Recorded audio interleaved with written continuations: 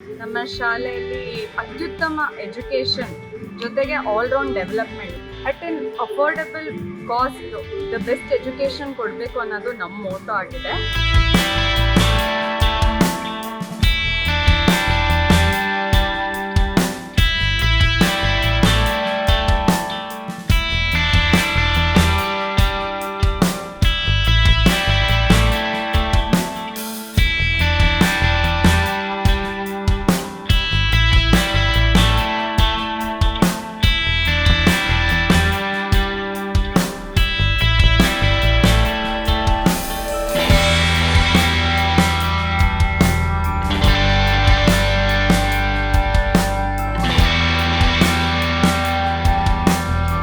ನಮಸ್ಕಾರ, ನಾನು ಸುರಭಿ ಲಿಖಿತ್ ಅಂತ, ಹೋಲಿ ಚೈಲ್ಡ್ ಕಾನ್ವೆಂಟ್ನ ಉಪ ಪ್ರಾಂಶುಪಾಲರು.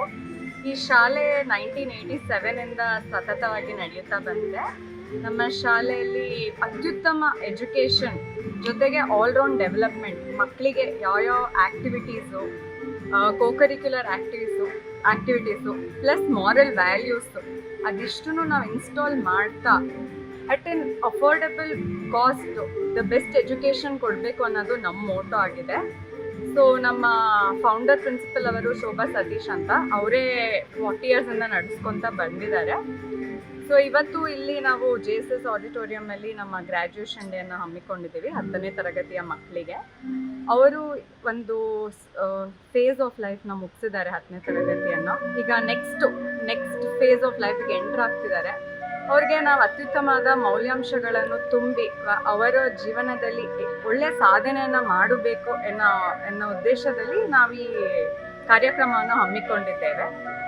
ಸೊ ಅವರಿಗೆ ಬ್ಲೆಸ್ ಮಾಡಿ, ಹಿರಿಯರು, ಅವರ ತಂದೆ ತಾಯಿಗಳು, ಗುರುಗಳು ಅವರನ್ನು ಬ್ಲೆಸ್ ಮಾಡಿ ಅವ್ರ ಜೀವನ ಪೂರ್ತಿ ಒಳ್ಳೆಯ ಸಾಧನೆಗಳನ್ನು ಮಾಡಲಿ ಅಂತ ಈ ಒಂದು ಕಾರ್ಯಕ್ರಮವನ್ನು ಹಮ್ಮಿಕೊಂಡಿದ್ದೇವೆ. ಗ್ರ್ಯಾಜುಯೇಷನ್ ಡೇ, 10ನೇ ತರಗತಿ ಮಕ್ಕಳಿಗೆ ಗ್ರ್ಯಾಜುಯೇಷನ್ ಡೇ. ಎಷ್ಟು ವರ್ಷದಿಂದ ಮಾಡ್ಕೊಂಡು ಬರ್ತಾ ಇದ್ದೀವಿ? ಇದನ್ನ ನಾವು 1987ಇಂದ ಮಾಡ್ಕೊಂಡು ಬರ್ತಾ ಇದ್ದೀವಿ. ಅಂದರೆ SSLC ಬ್ಯಾಚ್ ಒಂದು 25 to 30 ಬ್ಯಾಚಸ್ ಪಾಸ್ ಔಟ್ ಆಗಿದೆ. ಈ ಮುಖ್ಯವಾಗಿ ಪೋಷಕರಿಗೆ ಯಾವ ರೀತಿ ಮೆಸೇಜ್ ಶಾಲೆಗಳಿಗೆ? ಇವಾಗ ನಾನು ಒಂದು ತಾಯಿ, ಇಬ್ಬರ ಮಕ್ಕಳ ತಾಯಿ. ಈಗಿನ ಮಕ್ಕಳು ಬೇರೆ ಥರ, ಮುಂಚಿನ ಥರ ಅಲ್ಲ. ನಾವೇನು ಮಾಡ್ತೀವೋ ಅದನ್ನೇ ಸೇಮ್ ಅವ್ರು ಮಾಡ್ತಾರೆ. ಸೊ ಮೊದಲನೇದಾಗಿ ನಾವು ಗುರುಗಳಾಗಲಿ, ತಂದೆ ತಾಯಿಗಳಾಗಲಿ ಅವ್ರಿಗೆ ರೋಲ್ ಮಾಡೆಲ್ ಆಗಬೇಕು. ನಾವು ಬೇರೆ ಅನ್ನೋ ರೋಲ್ ಮಾಡೆಲ್ ಆಗಿ ಅನ್ನೋದಕ್ಕಿಂತ ಮನೆಯಲ್ಲಿ, ಶಾಲೆಯಲ್ಲಿ ನಾವೇನು ಎನ್ವಿರಾನ್ಮೆಂಟ್ನ ಸೃಷ್ಟಿ ಮಾಡ್ತೀವೋ ಮಕ್ಕಳು ಹಾಗೆ ತಯಾರಿ ಆಗ್ತಾರೆ. ಈಗ ಪೇರೆಂಟ್ಸು ಯಾವಾಗಲೂ ಫೋನು, ಟಿಕ್ಟಾಕು, ರೀಲು ನೋಡ್ತಾ ಇದ್ರೆ ಮಕ್ಕಳಿಗೂ ಅದರಲ್ಲೇ ಆಸಕ್ತಿ ಉಂಟಾಗುತ್ತೆ. ನಾವು ಅವ್ರದ್ದು ಟೈಮ್ನ ಪ್ರೊಡಕ್ಟಿವ್ ಆಗಿ ನಾವು ಹೇಗೆ ಯೂಸ್ ಮಾಡ್ಬೋದು ಅಂತ ಪೇರೆಂಟ್ಸು ಇನ್ವಾಲ್ವ್ ಆಗಬೇಕು, ಶಾಲೆಯವರು ಇನ್ವಾಲ್ವ್ ಆಗಬೇಕು. ಆಗಲೇ ಅವರಲ್ಲಿ ನಮ್ಮದು ಚೇಂಜ್ ಅಂತ ಕಾಣುತ್ತೆ.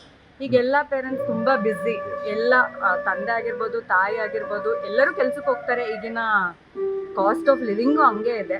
ಬಟ್ ಎರಡು ಬ್ಯಾಲೆನ್ಸ್ ಮಾಡಬೇಕಾಗಿರೋದು ತಂದೆ ತಾಯಿಯ ಕರ್ತವ್ಯ ಅಂತ ನಂಗೆ ಅನ್ಸುತ್ತೆ. ಟೈಮ್ ಕೊಡಬೇಕಾಗುತ್ತೆ. ಏನೇ ಕೆಲಸ ಇರಲಿ, ದಿನಕ್ಕೆ 1 hour quality time, phone, TV ಏನೂ ಇಲ್ದಲೆ ಮಕ್ಳ ಜೊತೆ ಸಮಯ ಕೊಡಿ. ಓದಿಸ್ಬೇಡಿ, ಏನೂ ಮಾಡಬೇಡಿ, ಅವ್ರ ಜೊತೆ ಒಳ್ಳೆ ಸಮಯನೂ ಕಳೆಯಿರಿ.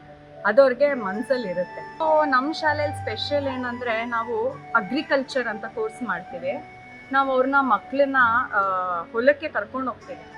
ಮಂತ್ಲಿ ಒನ್ಸ್ ಕರ್ಕೊಂಡೋಗಿ ಎವ್ರಿ ವೀಕ್ ಕ್ಲಾಸಸ್ ಇರುತ್ತೆ. ಅವ್ರ ಹತ್ರನೇ ಬೆಳೆಸ್ತೀವಿ. ಒಂದು ಹಣ್ಣು ಅಥವಾ ತರಕಾರಿ ನಮಗೆ ಬರಬೇಕು ಅಂದರೆ ಅದಕ್ಕೆ ಎಷ್ಟು ಪೋಷಣೆ ಮಾಡಬೇಕು ನಾವು ಅನ್ನೋದನ್ನ ಅವ್ರಿಗೆ ತಿಳಿಸ್ತೀವಿ. ಈಗ ಬೆಂಗಳೂರಲ್ಲಿ ಮಕ್ಳಿಗೆ ಕ್ಯಾರೆಟ್ ಹೆಂಗೆ ಬೆಳೆಯುತ್ತೆ ಅನ್ನೋದೇ ಗೊತ್ತಿರಲ್ಲ. ನಾವೇನು ತಿಂತೀವಿ ಅದು ಹೆಂಗೆ ಬರುತ್ತೆ ಅನ್ನೋದು. ಇವಾಗ farmers are the backbone of our country ಅಂತೀವಿ. ಸೊ ಈಗ ಫಾರ್ಮರ್ಸೇ ಇಲ್ಲಾಂದರೆ ಮುಂದೆ ನಾವು ಹೆಂಗೆ ಬೆಳೆ ತಿನ್ನೋದು? So we want to give the importance of agriculture and farming to our children. ಆಮೇಲೆ ಇನ್ನೊಂದು ಕಡೆ ಕ್ರಿಯೇಟಿವ್ ಸ್ಕಿಲ್ಸ್ಗೆ, ಈಗ ಬರೀ ಅಕಾಡೆಮಿಕ್ಸ್ ಇದ್ರೆ ಏನೂ ಯೂಸ್ ಇಲ್ಲ. AI ಆಗಿ ಎಲ್ಲ ಬಂದ್ಬಿಟ್ಟಿದೆ.